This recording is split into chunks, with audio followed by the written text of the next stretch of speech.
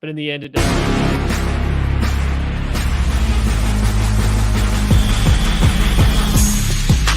We have the quarterback of the Kansas State Wildcats, Big 12 champion Will Howard. So excited to announce Kansas City Sports Network's new soccer channel. They're taking advantage of a look that they utilized earlier in the game to show the jet sweep motion.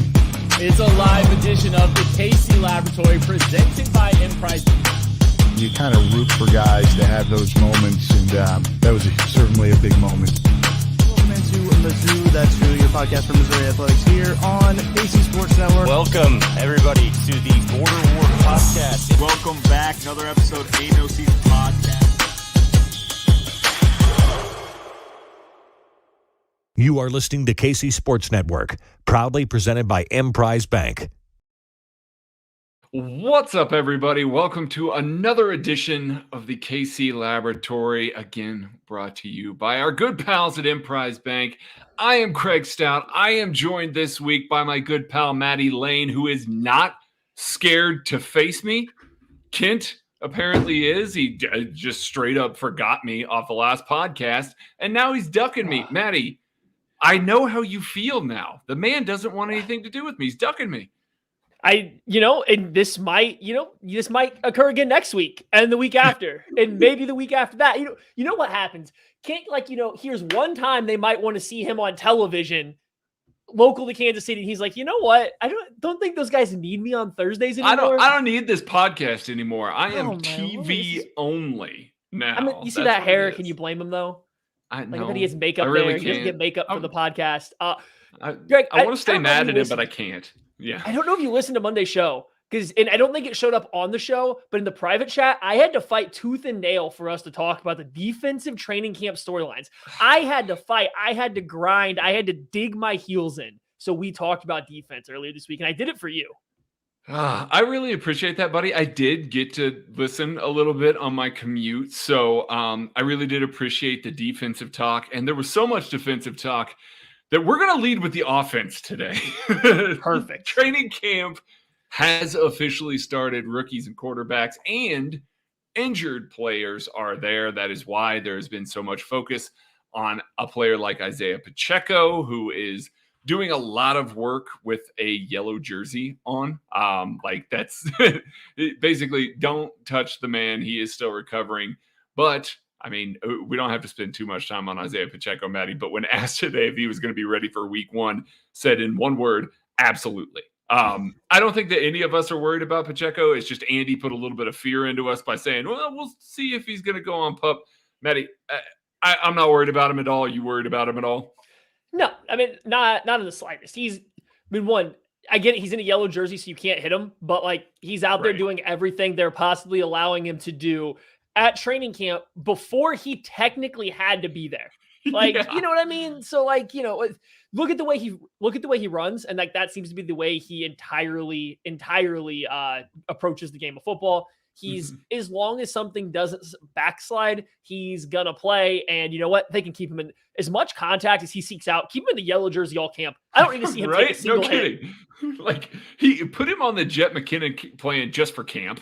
And then you have him ready for a week one. Just don't let him get hit. I'm not sure that man knows how to practice half speed. I'm sure he'll figure it out. But, yeah, he's good. Another player that is there, this one we'll talk a little bit more about, an injured player here. Mike Edwards, chief safety, missed part of OTAs and minicamp due to a lingering hamstring issue. Took full opportunity to show up to camp, show up a little bit early, try and get some reps, try and get integrated into the team. I think that's a good move, Matty. If you got a veteran guy that's coming in here, for a team like Steve Spagnuolo's defense that really wants you up to speed to get on the field, I think it's a great approach by Mike Edwards. Yeah, I mean, I think so. It makes a lot of sense. And that kind of, I think, lets show the character, the football character that Edwards has. He's going to get there early because he can. He's going to go through all the stuff. It's also a nice time for the Chiefs to slide him up onto the podium, let him show a little bit about who he is to media, to fans, and all that stuff. But yeah, you love to see that he's there. You really love to see him say such high praise about second-year safety Brian Cook, who I mean, listen, like, I would call a spade right here. I think us especially, but I think most Chiefs fans were probably the most lukewarm on that pick of all of last year's draft class. That was the one pick that I think most fans were kind of like, okay, we don't hate it. No one hates it. We just, people didn't love it the same way they seem to love every other pick there in the second round. Well, guess what? When you have a veteran like Mike Edwards come in, who has won a Super Bowl, who has played at a very good secondary, the Tampa Bay Buccaneers, and comes in singing those praises immediately, whoo, that means something. Yeah, that's exactly what I was going to talk about next. This is the quote from Mike Edwards about Brian Cook. He says that he doesn't look like a player who was a rookie last year. And then the most important part, he's making all the calls back there. Now, keep this in mind. Brian Cook is not at camp right now. He is not there. This is coming from OTAs and from minicamp. That means that Brian Cook is out here making a bunch of calls and everything like that, presumably running with the first team next to Justin Reid. That is more than a little significant in my mind. Steve Spagnuolo doesn't just dole that out to whoever it is that he wants. We talked, a ton about the linebacker position, the green dot, how he wants players that can go out there, that can call everything. You guys talked about that a little bit last week. It was on Monday. My weeks are mixed up a little bit here, but it's definitely something that Steve Spagnuolo covets. And Brian Cook just basically being handed some of these play calling responsibilities, be able to do some of this stuff, that is massive. That doesn't mean that Justin Reid's importance to this team is any more diminished or anything like that. I think that he's primed for a big year. He's certainly a big player this year. Having those two guys both being able to call the defense, both being able to spit all that stuff out, both being able to know exactly who needs to be where and the adjustments on all of that, that has me more excited for Brian Cook than I think that I could have been, going into this season, is hearing a veteran player come in and say, hey, listen, this guy's different. He's already on top of all of it. Yeah, no, for sure. And I think it especially goes a lot with this Chiefs team. When you start to look around, like Juan Thornhill had been here for a while. And while I think we all kind of agreed he had a little bit more of a role specific like play style, he was very much a deep safety. He wasn't as much of a man cover guy, wasn't as much of a box safety, but he'd been here. He was a veteran. You bring in a Justin Reid, you bring in a Brian Cook. On the surface, it looks like they have a little bit of an overlapping skill set. You don't know how much versatility you're going to continue to get from this unit. Hearing that Brian Cook's out here making calls, granted, it's probably at rookie camp, so like Justin Reid isn't there to also be making calls, but still, just hearing that Brian Cook is there making calls, that means that he understands the assignments of everybody in the secondary. That means he probably understands the assignments of the rest of the defense. That's got to give you a little bit more confidence in their ability to play a little bit more versatile on the back end, on their ability to maybe utilize, more safety rotations, different personnel packages. Maybe Justin Reid doesn't always have to be the box safety anymore because you have another guy that knows it all and is ready to spit it all out and communicate it with everyone else. Like, it does nothing besides make you feel more confident in what they have going, I think, on the back end there. And I'm really excited to see it. I think I kind of wrote about it in the playoffs last year that he had a pretty good game and against the Jacksonville Jaguars filling in, as well as, some of the other rookie defensive backs. And I'm excited to see what he can do when the reins are kind of clearly handed over to him. Even if Mike Edwards, you could say starting nod, even if Mike Edwards does take a little bit of that role, I think you're going to see a lot more Brian Cook this year. At bare minimum, he is going to be a heavily rotated third safety. I think he might outright win that starting job, but you're going to see a lot more of him, and I'm kind of excited for it. Yeah, me too. I mean, I think everybody kind of remembers the way that he closed out the year. Like, most Chiefs fans want to get excited about the way that Leo Chanel closed out the year, which was good. Don't get me wrong. Like, I don't want to take anything away from Leo. Brian Cook's development throughout the year was arguably better. I really felt like from the player that we watched him be in camp last year to where he was there during the playoff run in the Super Bowl, the difference was night and day. It really was just him getting up to speed, him understanding the terminology, him really able to play fast mentally. So again, this is significant if it is one of those things that Steve Spagnuolo is entrusting him to basically take on more responsibility, take on the ability to spit all that out, and on top of that, be able to play fast.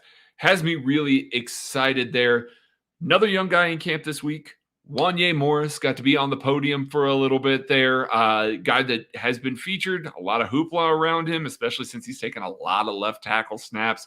We will see what's going to really happen with the offensive tackles and how all of that's going to shake out once everybody gets there, all the veterans and everything.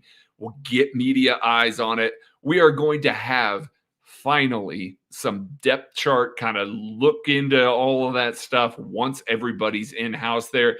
But I felt like possibly the funniest moment of all of this was when Wanya Morris was asked if he was a trash talker, and Felix Anudike-Uzomah, who happened to be sitting in the press tent, unwrapping like a lot of his tape and stuff like that, chimes in with a hell yeah. Like he definitely wanted everybody to know that Wanya Morris is, has that element to his game. It has that sort of stuff. They seem to be putting Wanya on the podium a lot. They seem to be talking about him a lot, Maddie. Do we think that he's on a faster track than we expected here? I don't know. It's not, the veterans aren't there. Donovan Smith probably could have got in there early like Mike Edwards did, I would assume, coming off of an injured year, and he didn't. And that doesn't say a bad thing. I don't mean that in a negative light, right? Donovan Smith has showed up to different parts of camp when he could. So I don't mean that negatively, but there probably hasn't been anything to take away from the offensive line yet. They're not able to do anything but 7-on-7 and some offensive line drills. Like, they're not doing a lot. So I think we got to wait and see. I think we got to wait and see what happens.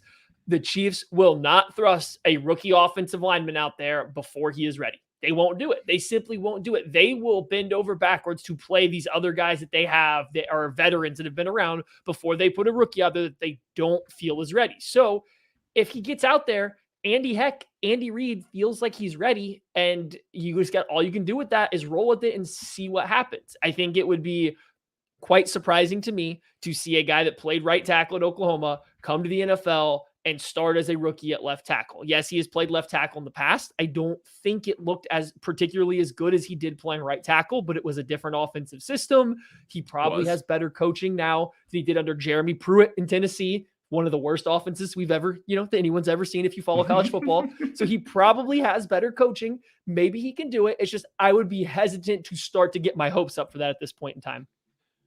I would as well, but I'm not going to get my hopes up for what's coming after the break because I already know.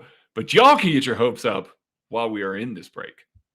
Thanks for listening to KC Sports Network. Make sure you download our new app. Find it on the App Store or Google Play. Just search KC Sports Network. Entertain, educate, inform. KC Sports Network. Hit the like button, hit the subscribe button, drop a 5-star review on Apple, iTunes, Spotify, wherever you can. Do that. Helps the channel. All that is great. We got one more. Hold on. Yeah, this week for the 5-star reviews, drop them. Yes. Tell us you love us. Tell us you hate us. Just leave the 5-star. You can tell us everything we need to do better. Yell at Kent for not being here if you would like. He won't listen, but he might read the reviews. 5-star review, and tell us, 1, be mad at Kent for not being here, and 2, who is the 54th player on this Chiefs roster? We're going to talk about the depth chart here in a little bit. Who is your 54th player? Who is the first player, the last player to not make the team's active roster? Put that in your 5-star reviews, please. That's what I want to see coming through on iTunes, Spotify, wherever else you guys listen to. I like that. I like that a lot. All right, we got one more camp storyline to get to before we get to the aforementioned depth chart 53-man discussion here.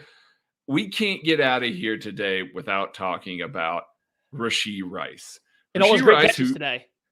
Who had wonderful catches, was able to keep his stomach in check. For those who don't know, day one was throwing up a little bit. Reportedly, though, Maddie, I think everybody kind of took Andy Reid's comments from OTAs and went, oh, no, the man is out of shape, which Andy kind of alluded to in OTAs. It's like, hey, listen, he's got to get his fitness under control. He's got to get running.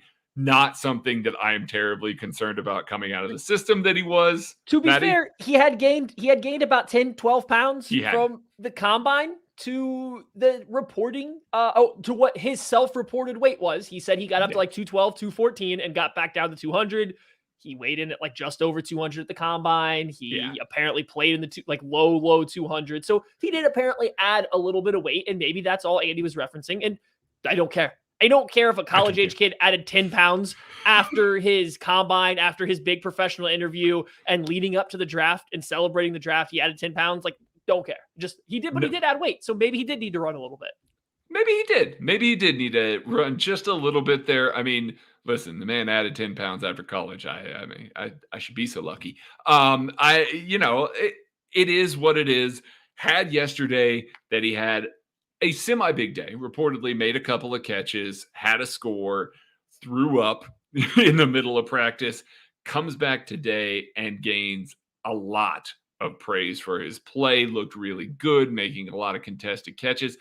Maddie, I believe you kind of, when we were talking about this, I think we were talking a little bit about Trent McDuffie. We were talking a little bit about Rashee Rice and the performances that we can kind of look at in camp and what they mean.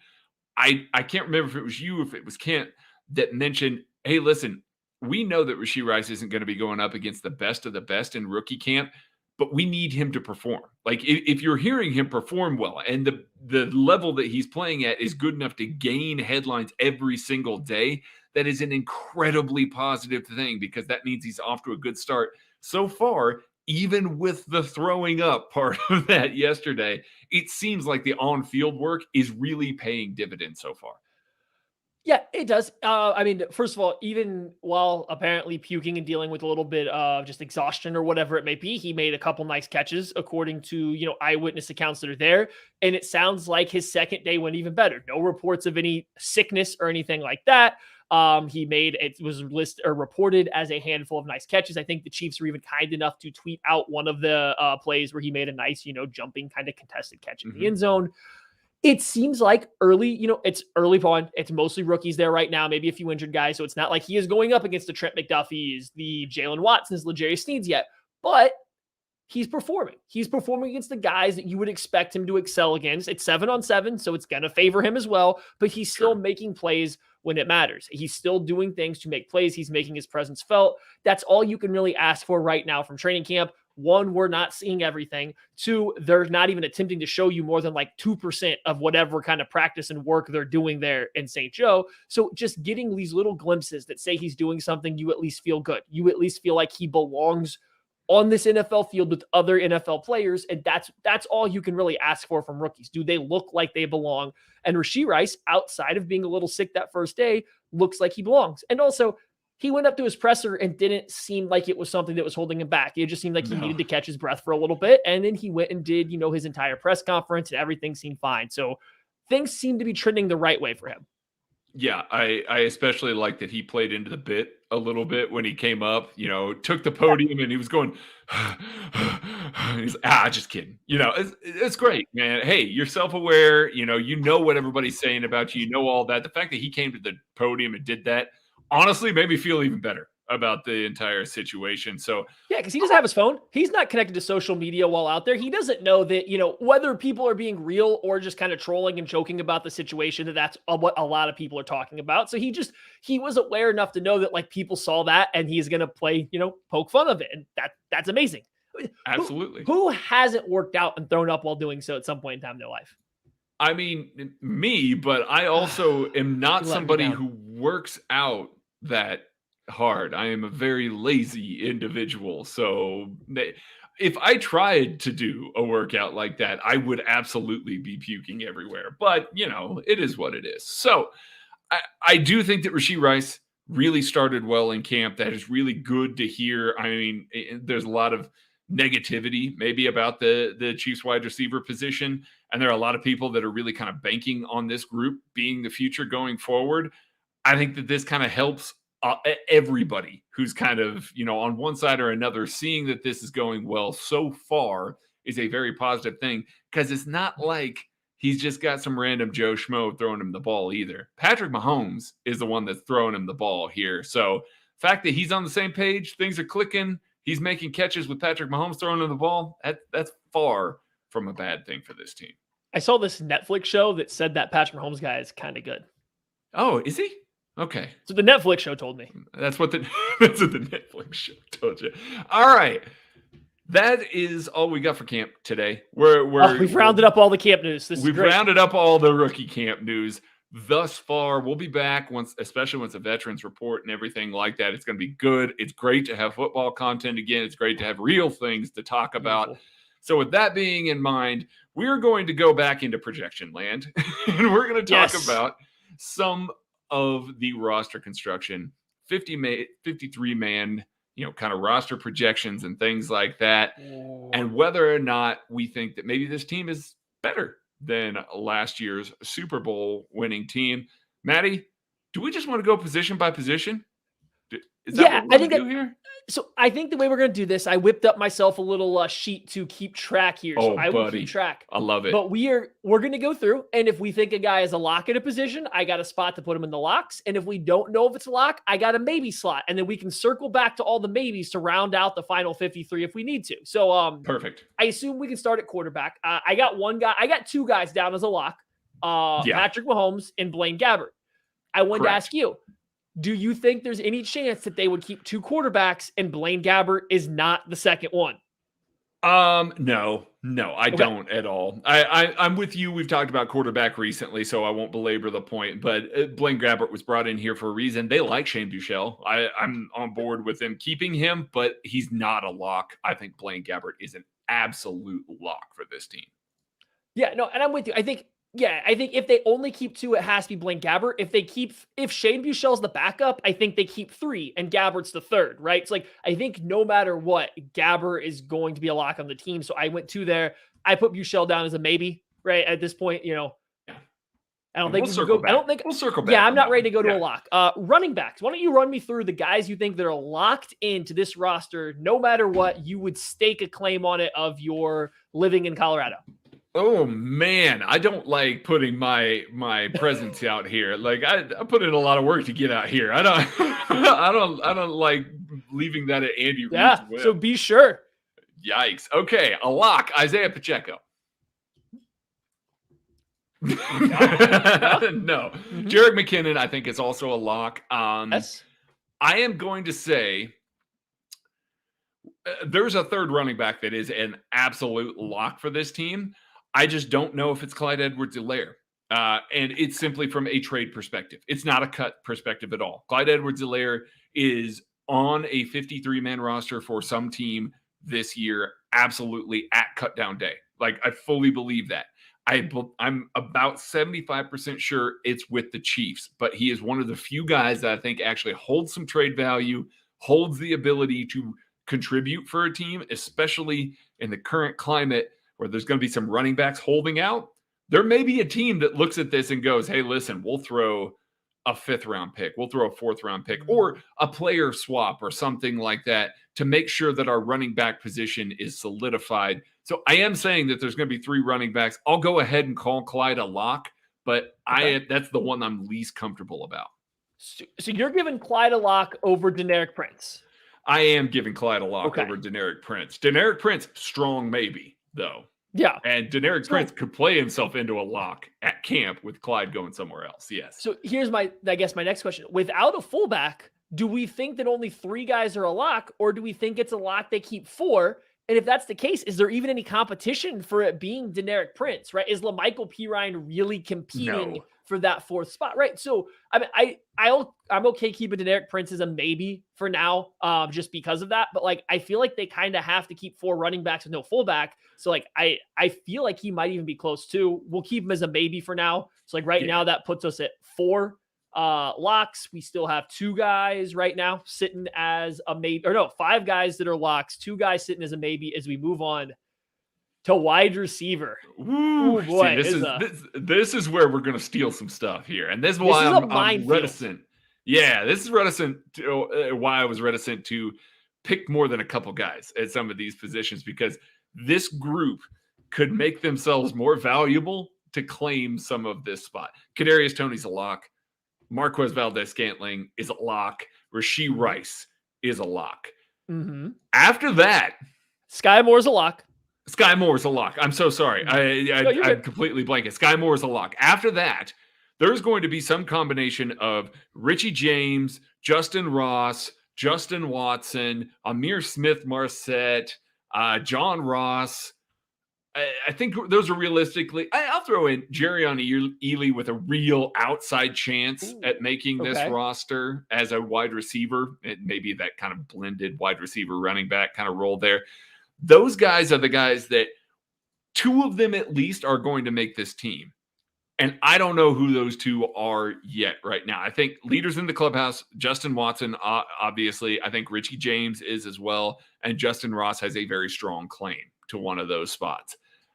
I'm not ready to make any of those guys full locks yet, though, Maddie. Sure. Okay, so I want to go ahead and just like whittle it down. Now we have 4 locks. I know they're not going to keep more than 7 wide receivers, right? Man, I don't know. Andy Reid doesn't like to keep more than 6. Yeah. Right. So they won't keep more. They won't keep an 8th, right? I don't know. No, they're not doing it. Okay, so let's whittle out some of these maybes, right? We have Justin Watson, Richie James, Justin Ross, John Ross, and Amir Smith-Marset as maybes right now. I guess actually, I'm going to add Nico Remigio to this as well. He made a play there buzz, man. Yeah, good returner. So like we have what 6 guys in a maybe slot, while we already have 4 locks. That's 10 wide receivers on the board. I want to start getting some of these guys out. I'm going to take out Amir Smith-Marset. I would be pretty shocked if he makes it, right? So I want to pull him out. Do we really think John Ross? I've been the one to kind of build the case about being the. I know you have. But do we really think he has a real chance? Like, is it a real chance based on everything we know that they would spin these roster spots? That speed, though, that speed is the one thing. It really is the only thing keeping him in the conversation. It is. But no, I'm going to say no. Yeah. I'm going to say no. Okay, good. Yeah, we got to make, we're going to have to make this decision now or later. Nah. So like, I'm fine making it now. I am okay with leaving these 4 guys here in the maybe section. Justin Watson, Justin Ross, Richie James, and Nico Remigio, all as the maybes. And we can come back and fill this out a little bit later. Yeah. Tight ends, Travis Kelce, Noah Gray, for sure locks. I think you can lock in another tight end, if not 2. Yes. Are we willing to say the names, though, or do we think there's a little bit more up for grabs? You think that you can say that you think that it's Jody Fortson? I'm willing to say Jody Fortson's a lock. Jody Fortson's a lock. They have invested a lot into Jody Fortson when he has been healthy. He has played a lot for this team. So I think that and down the stretch, Blake Bell was a healthy scratch towards the end of the season. Jody Fortson is a lock. Now, I am almost willing to say that there's a 4 tight end lock on this team, though. Like, this is one of the few positions that I feel very confident they're going to keep a 4th tight end. Agreed. I just don't know that it's going to be Blake Bell. Okay, so then we got Blake Bell, Matt Bushman, Kendall Blanton, and Matt Bushman all in the possible maybe category. Do we think those guys are all about equal? I mean, if they're all equal, they're going to keep Blake Bell. He just knows the playbook. He knows enough of that. I can also see that this might be a position where a trade or a pickup could happen for a tight end or something like that. If they get into camp and they're just a little bit like, hey, it'd be cool if we had a little more juice here, or there's a young guy that another team's not as quite as in love with. This 4th tight end spot could be the spot that we see that filled. So here's the thing. We have to make this decision later. We can come back to it later, or we can do it now. Because I think we both agree we want there to be a but there's a 4th tight end for sure. So we should just make the decision now. Is it Blake Bell? Is it Matt Bushman? Who is it? Let's call it Blake Bell. Okay. Let's call it Blake Bell. Because we just need to put a body in there because we know but we think they're keeping 4, right? So yeah. And we also know that we need to take a break. We'll be right back. We're going to finish up the offense and do the defense after this. Much better this time around. Thanks for listening to KC Sports Network. Make sure you download our new app. Find it on the App Store or Google Play. Just search KC Sports Network. Entertain, educate, inform. KC Sports Network. We are breaking down the Chiefs' 53-man roster, going position by position. We have done quarterback, running back, wide receiver, and tight end. It is time for offensive line. Maddie, we're just going to do this as a bulk, right? You want to do bulk? And a quick update. Absolutely. We have 15 locks right now between quarterback, running back, wide receiver, and tight end. Okay, so 15 locks. That means you have 10 slots left. But don't forget, we don't have a full wide receiver room. We That's probably true. don't have a full running back room. That's and true. we technically only have 2 quarterbacks right now. Okay, so I don't think we can put a full 10 into the offensive line room. But I don't think so either. we start filling this out. So you start yelling off guys that are locks, and I'll chime in Okay. if I disagree with one. All right. Jawan Taylor, lock. Trey Smith, lock. Creed Humphrey, lock. Joe Tooney, lock. Donovan Smith, lock. I've got Wanya Yes. Morris as a lock. I've got Nick Yes. Allegretti as a lock. I am going to Yes. go ahead and lock in, of course, Wanya Morris, who is getting some reps as the backup left tackle. And then I'm going to add a 9th offensive lineman and Darian Kennard as a lock, a full lock for this team. I don't know, Maddie, if there's another guy like Austin Ryder, Prince Chigawanogo, like Mike Caliendo. These are guys that we like, but I think this team likes those 9 guys better than everybody else that I listed there. Did you included Lucas Niang in that? I did, yes. Okay. Sorry, I didn't know if I heard. Oh, maybe I said Wanya Wanya Morris. I meant Lucas and I meant Wanya. So thank you, good. Carter Kellogg in the chat. Yeah. Yeah, you're good. That's what I was wondering. That's what I was wondering too, and to get us to the 9. Okay, I mean, like at this point in time, like I'm with you. I don't think that they only keep one backup offensive tackle, that being Wanya Morris. I don't know if Darian Kennard is a guard and or a tackle yet. I don't know if they see him as a flex at that position.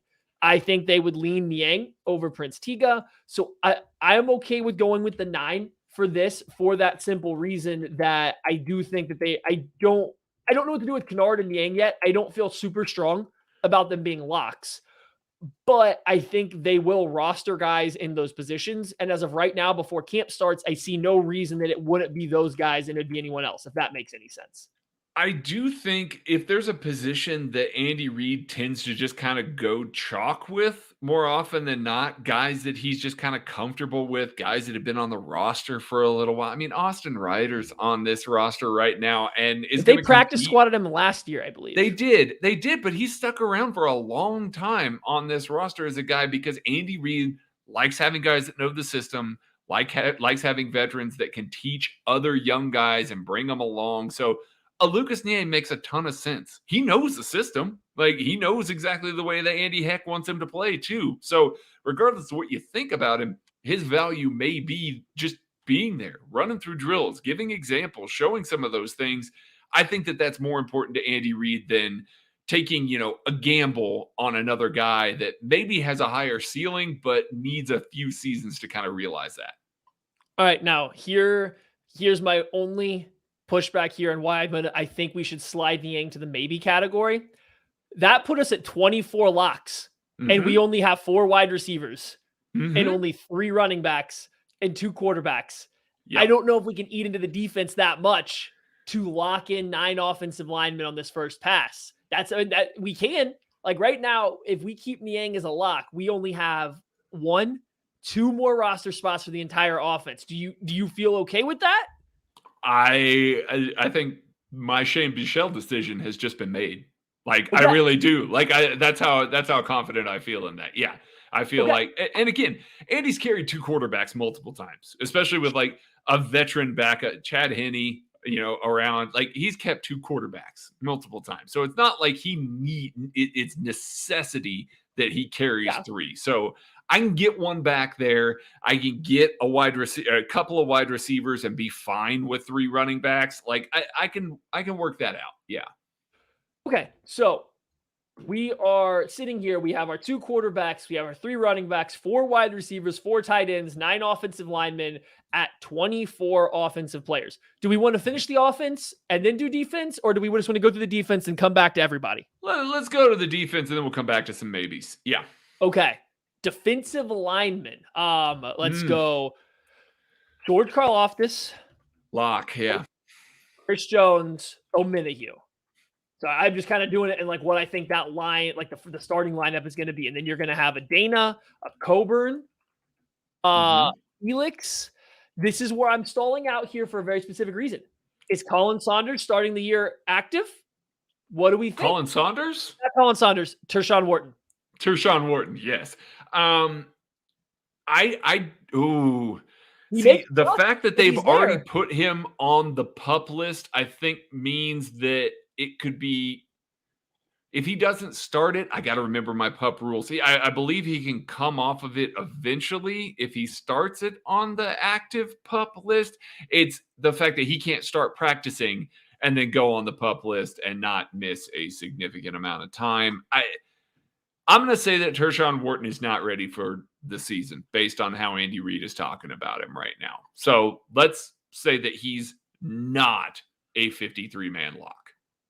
Okay, so then we're looking at George Karlaftis, Charles Omenihu, Mike Dana, and Felix, Derek Nottie, Chris Jones, and Keandre Coburn. That puts us at a 7. Yeah. I don't That's love the light. 3-tech. I don't like the backup 3-tech options though. Like if Turk isn't there, like who's it going to be? Like who's going to be that other guy? Now, I do think BJ Thompson is making this roster. I really do. I think he's filled out pretty well right now. And I don't think that they're going to be able to stash him on the practice squad. Whereas I truly do believe that they can stash Truman Jones on the practice squad. So I don't think he's going to vault in front of BJ Thompson. And I think because that room is a little bit light, we were only up to 7 there. I don't think it hurts them to keep a BJ Thompson. They kept Malik Herring. They kept, Josh Kando on that this was roster. My next point. Yeah. With no Tershawn Wharton, Malik Herring has to be a little enticing because he does offer that ability to kick just inside as a heavier bit. guy. Yeah. He's done it. It gives him a little bit more, a little bit more of a stout run. It's a guy that I put him over in the maybe category, right? Because I'm not ready to say he's a lock. Sure. We have the 8 locks right now. I'm okay with giving BJ Thompson the spot. I would say this though, if your defensive line is light on players, I don't know if BJ Thompson's a guy I'm saying definitely on the roster because he's a guy I don't know how much he can play. Like that's just my only question. It's more of a I don't think he clears waivers thing. I would agree with that. And the team typically does this with at least one guy every single year. I mean, Shane Buechele, he wasn't going to clear waivers, so they made sure that he was on the active roster and all of that. I am hoping that Charles Omenihu can kick into 3-tech a little bit. Mike Dana certainly in the dime has, kicked inside and passing downs. It's going to be that early down work. Maybe we see a little bit more Coburn and Nottie on the field together, just as kind of really heavy interior on some early downs, just to give Chris Jones a breather. And maybe they're okay with Chris Jones playing as many snaps as he did last year. I mean, he played a lot. Elephant in the room, like almost literally. Danny Shelton's still here. They kept him all last year, played him a little bit, not much, and then he's still here. You have 3 defensive tackles on this roster without Tershawn Wharton. Danny Shelton is a strong overlap with Coburn and Nottie from a skill set standpoint. I agree. But do we even give him an inkling of a thought here? He played for them a little bit. It was an elevation, right? He was a practice squad elevation and then played a little bit. Yes, he did. 3 D tackles, one of which is a rookie. I don't know, man. That seems like a guy that if Tershawn Wharton is on the PUP, so his would be dependent entirely on Tershawn Wharton going on the PUP list. But if you see Wharton's not ready, I don't know. Danny Shelton might have a pretty good path to the roster if they don't make a move. Yeah, I could see that. And again, I want to clarify. I looked it up here. Turk Wharton, if he finishes the preseason still on the PUP list, he can be moved to the reserve PUP list, and they must sit out the first 4 weeks of the regular season. That's it. It's just 4 weeks. I could see this team saying we can get by on the interior for the first 4 weeks and then see what happens after that with him there. So I'm okay. See that. I'm okay with the 8 locks and then keeping these guys over here. If we maybe have some extra spots, we can churn that out. Yeah. Linebackers. Okay. Nick Bolton. Done. Yeah. Drew Tranquil. Check. Done. Willie Gay. Yes. Check. Okay. Yes. Just want to make sure. Leo Chanel. Check. Like, I think they're all 4 locks. I think those are your 4 locks. And I think there could be a 5th guy. Jack Cochrane, maybe. Isaiah Moore, maybe. We might see some of that, but I think they that have, those they have four options. guys, Yes, they have options. They have options. I know that we've talked about a lot about Willie Gay, and maybe his role is diminished a little bit with some of this. There's been a lot of conversation about that. He's still a very valuable member to this team, though. Linebackers get hurt, man. There is a year after year, you're going to have somebody that has to step in, has to fill a role. Willie Gay Jr. can fill the Sam linebacker role, can fill the Will linebacker role. He's going to be able to play in multiple different spots in this scheme for almost everything except for the dime. So with that in mind, like, he's way too valuable, and he's going to get to play special teams, which he already does, but he's way too valuable to this team to not have him be a lock already. Yes, I agree. That pushes us to 36 locks heading into the defensive back room. I feel like okay, yeah, this is something. All right. Okay, so we got Trent McDuffie, lock. You got Snead, lock. You have Watson, Williams, lock. Right. Nazeeh Johnson, lock. Right. I mean, the way after Tobe just spoke about him, Dave Tobe won't shut up about him. So I think he's about as locky as you get for a fringe defender on this roster. Yes. Right. I want to come have a conversation about Nick Jones, but I want to do the safety parts first. Here. So we'll do the safeties Justin first. Reed, and we got Brian Cook. Done. Lock. Edwards, Yes. lock. Yes, I'm going to go ahead and say lock because I think, we got 5 corners. They typically carry 10 defensive backs. We are up to 8 defensive backs right now. We are. I think that Mike Edwards is a lock there. I'm not ready to say lock to another safety yet here at this point. I know that we got Chamari Connor and we've got Nick Jones still kicking around here. If you wanted to tell me that you thought that those 2 guys are going to finish out this group, I'd believe it. And then I think that's your the favorites. I think that would be your favorites. That said, though, I did want to hold off on locking because I think you and I see Chamari Connor a slight bit different at this point, but I'm ready to say if he's not looking like a first-team special teamer, I don't know if he has a spot over a Nick Jones, over a Nazeeh Johnson, or Nazeeh. I don't know if he has a spot over any of these other guys. Like that's where my one question comes in with Connor. I think running the numbers down, he probably makes the team because he would have to be really bad for them to put Deion Bush on the roster over him and then keep 6 cornerbacks or feel okay. I would agree. But I don't think it's entirely out of the question, right? So, I'm going to slide him into a lock for this specific reason of I think they'll keep 4 safeties no matter what, and I don't have a real reason to say Deion Bush will definitely make it over him right now. And now, Deion Bush did play on defense for this team and was a special teamer for this team. Very good special teamer. A very good special teamer. So I can understand that, but I can see one of these where Steve Spagnuolo comes over and puts his thumb on the scale for Chamari Connor, just from the defensive standpoint. It's like, hey, listen, Dave, you're getting these guys. You're getting Najee. You're getting these other guys that matter a lot to you and your special teams. I'm going to go ahead and say that we're going with a young athlete that can kind of play in multiple different spots in my defense. I got a vision for this kid. Let me have him. 73% of the special team snaps. That's a lot. That's a whole lot of especially when you consider what's he missing out on, like kicking team, like field goal and extra point. Like how many of those missing out snaps are just field goal and extra point? You know what I mean? It's like, that's a lot of snaps. Now you're adding a Nick Jones. We maybe have some receivers filling in there, right? So there is options to not be him. It's just, he played a lot of special team snaps. Now as I look, Bush was very necessary to the special teams last year, in part because those rookie corners had to play so much defense last year, like so much. So some of that kind of gotten taken off of their plate a little bit. So I can see why Deion Bush ended up playing so much more, where maybe in a year like this, they're just kind of insulating that with younger guys rather than Bush. I can see the path. I'm not gonna fight on the lock for him yet that because of that. But I want to say, that's a lot of special teams reps. If Chamari Connor is struggling on teams and he is very clearly your fourth safety, no contest. Yeah.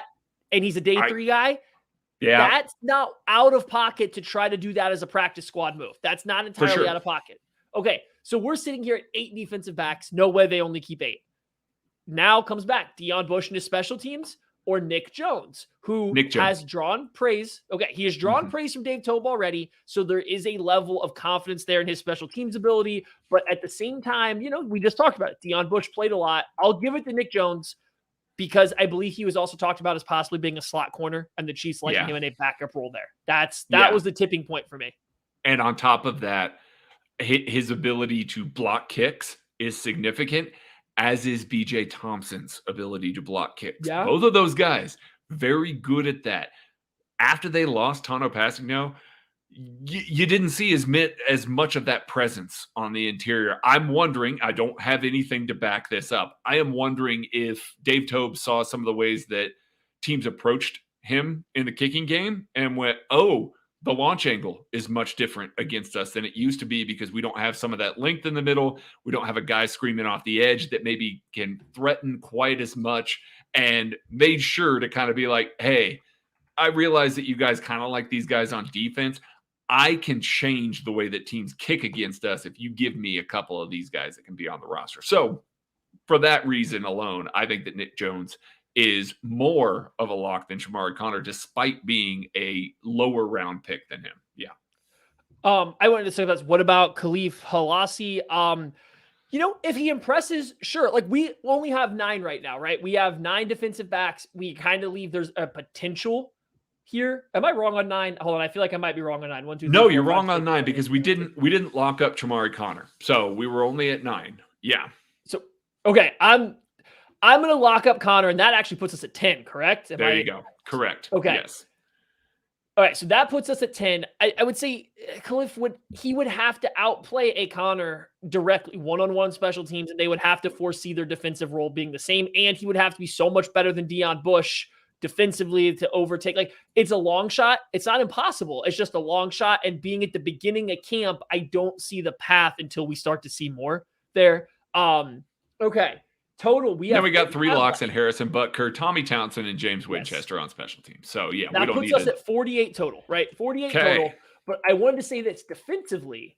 I think I feel good. Feel good. I feel pretty good. Defensively, we have 10, 18. We have 22 defensive players. That's not enough.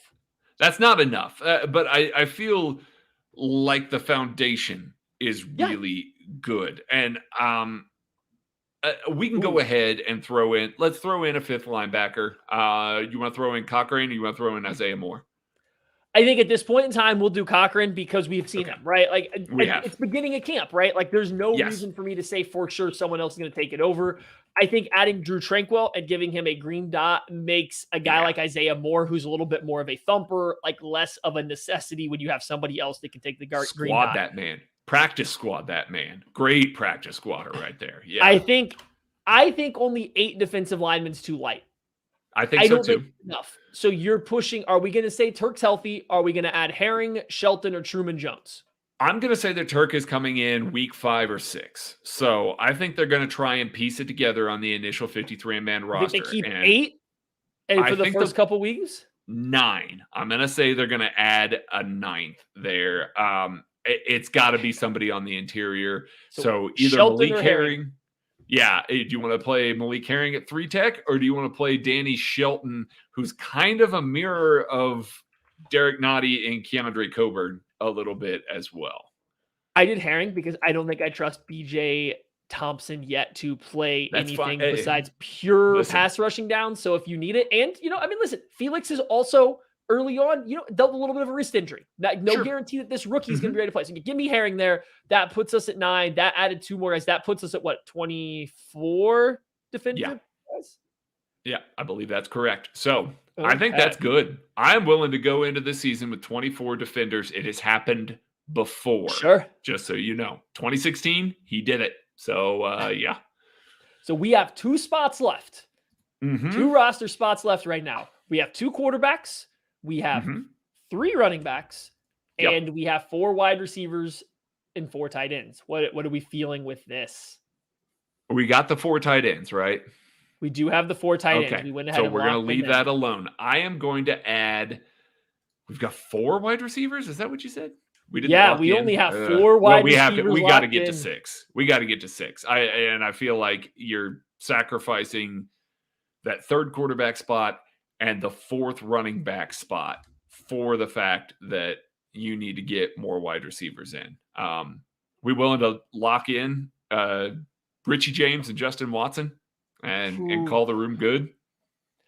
I know that leaves everybody's perennial favorite Justin Ross on the outside, and I don't like doing it either. But okay, so I like. So we're getting some comments here. We got some people asking for Buechele and Prince. I forgot about Prince, though. We still don't have Prince in there yet. Buechele and Watson. Like, we got a couple people asking for Buechele. Yeah, I get it. I understand the why. I'm just not on board with it. Yeah. I don't know if the team this year can stand to keep a 3rd quarterback when they have so much uncertainty at a couple positions. Not bad. They're not bad positions, but they have too much uncertainty at certain positions, I think, for Buechele. At this point in time, I don't want to put Buechele as my lock. I'm going to keep him to the practice squad. I think Deneric Prince is a lock. I don't think there's any chance they only have 3 running backs. I don't think there's any chance they only have 3 running backs and no fullback. Yeah. And that puts us in a pickle. That puts us in a pickle. Fullback rule with the tight end. That's kind of the way I'm looking at it. And man. And so then you're going to go with 5 wide receivers. I don't think this room is anchored enough at wide receiver to where you can only carry 5. Like, it's not good enough. When Andy Reid has carried 5 wide receivers in the past, you know who he had? Tyreek Hill, Sammy Watkins, McCole Hardman, like guys that were expected to carry a load. It was different, the approach to it. There's a lot of young guys. There's a lot of unproven guys on this team. I don't think that you can walk in with 5 guys that either have injury questions or, production questions and say, yep, we're good with this group. Yeah. Okay. So who's your first wide receiver in after MVS, Sky Moore, Kadarius Toney, and Rashee Rice? Justin Watson. It's Justin Watson. Yeah. That puts us at a 5 there, right? That puts us at a full on 5. We went 9, 9. 5. I'm just counting in all the spots. Make sure I have all of our mathing correct. Remove Herring and use 3 practice squad call-ups on Shelton the first 4 weeks. Possibly. I mean, it's definitely a move they can make. Or Herring even. Or Herring could be the practice squad call-up. It's a possibility. I wouldn't rule that out. I wouldn't rule that out as a move, but it's just having only 23 defensive players on a roster. Yeah. That just isn't something. Yeah. The offensive makeup is just so different this year because there are so many young guys. There are so many guys that aren't all the way proven and guys that they also like. So I feel like my Steve Spagnuolo wouldn't like that. We might have one extra spot than what I just said. So hold on. Okay. We might be okay. Listen, I'm fine with working on more constraints. Do we have two? All right, so we're looking at it here. All right, I'm going to add Deneric Prince to this. I think he's making it. That's going to be my one add. I think we still have space for that. Gives Richie us James. One more spot now. Yeah, that gives you another wide receiver or a quarterback is I think what we're coming down to ultimately. I think you were getting that 6th wide receiver or you're getting a 3rd quarterback. I feel like in the way we've run this out, we want Richie James. No, I want Justin Ross, but I think it's going to be Richie James. Yeah. Okay, so I'm putting Richie James in there. All right, now I'm going to read off everybody we have. Somebody can yell at me if the mathing is wrong and blame my spreadsheet math ability here. Patrick Mahomes, Blaine Gabbert, quarterback. Running back, Isaiah Pacheco, Jerick McKinnon, Clyde Edwards-Helaire, Deneric Prince. That's 4 running backs. 6 wide receivers in MVS, Kadarius Toney, Sky Moore, Rashee Rice, Justin Watson, Richie James. 4 tight ends with Travis Kelce, Jody Fortson, Noah Gray, and Blake Bell. Offensive line, we ended up with 9 from Jawan Taylor and Donovan Smith. Trey Smith, Creed Humphrey, Joe Tooney. Wanya Morris, Nick Allegretti, Lucas Niang, and Darian Kennard. That was 9 offensive linemen. What does that put us at total on the offensive side? 10, 19, 21, 26. Whew. Right? Is that math right? Yeah. No, that's only 25. That's only 25. We got a spot. What? Who am I We missing? got a spot. I don't know. Okay, Justin Ross is on this team. I'm keeping 7. You're going 7 with Justin Ross. I'm still not paving the way for Shane Shane Buechele. Okay, still I'm not paving the way. You guys can yell at Craig for that one. That's a Justin Ross. We have. You think anybody's going to yell at me about me keeping Justin Ross on the roster this offseason? Linemen, George Karlaftis, Charles Omenihu, Mike Dana, Felix, and BJ Thompson, plus Derek Nottie, Chris Jones, Keandre Coburn, and Malik Herring. 3, 4, 5, 6, 7, 8, 9. Yeah, that was 9. Nick Bolton, Drew Tranquil, Willie Gay, Leo Chanel, and Jack Conklin make up your 5 linebackers. We have 10 defensive backs with Trent McDuffie, L'Jarius Sneed, Jalen Watson, Joshua Williams, Nizzy Johnson, Nick Jones, Justin Reed, Brian Cook, Mike Edwards, and Shamari Connor. That gives you 10, 19, 24 guys on the defensive end. That is 50 total players. I feel like that actually ended up going a little better. That extra spot that we had, the math was calculating wrong, saved us. And we added, instead of Shane Buechele, the third quarterback spot, we got in Justin Ross. You're right. Yeah. This is par for the course for me. Any game that I'm playing, I somehow make it more difficult than it's supposed to be. And it still worked out, buddy. It still worked out. I was comfortable with the 52. I don't know how the math got wrong there. I was looking at it, I was like, I don't think this is right as I was going. So I wanted to count stuff. So I would say the first guy off, the guy most likely to make this roster out of the guys that we kept off. Shane Buechele, Nico Remigio, a tight end. No, not a tight end because we kept Prince 4. Tega, Truman Jones, Danny Shelton, Cam Jones, or Isaiah Moore, or Deion Bush. Like those are kind of the guys that we had the most discussion about of Buechele, Deion Bush, and who's the other? Oh, Truman Jones, I'm going to say, are the 3 most likely to make the roster that we left out there. And then probably Remigio after that. I think Remigio, I'm going to be contrarian here because I think Shane Buechele would make it over Justin Ross. I think if that's what it came down to, I think he makes it. And if that's the case, if Shane Buechele is not an option, Nico Remigio is my first guy off. He is my 54th player. I asked you guys to put that in the 5-star reviews. If you do that, please do. He's my first guy off. And it's not because I think he's the 7th wide receiver or the 8th wide receiver or whatever, or the 6th. It's because he makes it over Richie James by being a better returner. I'm not saying he is, but like that's his path. And if he's the better returner, he makes it over Richie James. Like that's why I think he's probably got, out of the guys off this list, he's probably the guy most likely to make it if we don't include Shane Buechele. Yeah, and that room is not locked down. I mean, you heard us basically sitting here. It's like, I feel like we got to keep extra guys because it's so unproven and so far from being set at the top. So I can see that being the case. Yeah, Maddie, you're on mute, buddy. I'm making an executive decision right now. I'm removing Malik Herring from the defensive line room. We're going back to 8. We're putting Shane Buechele back in at the third quarterback spot. We are going down to 20. We're not going 27 and 23.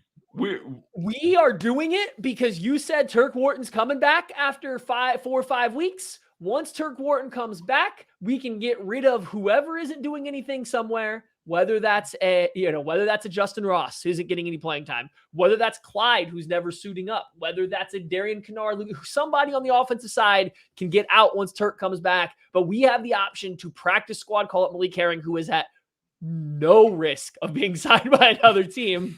We can call him up 3 times. You can call Danny Shelton up 3 times, and then you can make it to Tershawn Wharton coming back from the PUP list. I feel like we ruined all the goodwill that you and Kent built up somehow on defense. And when you and I got into it, you ruined the defense. That's going to do it for this week's edition for the KC Laboratory, begrudgingly. For Matt Lane and whatever he just did there, I'm Craig Stout. Be kind to each other, and we will catch you later.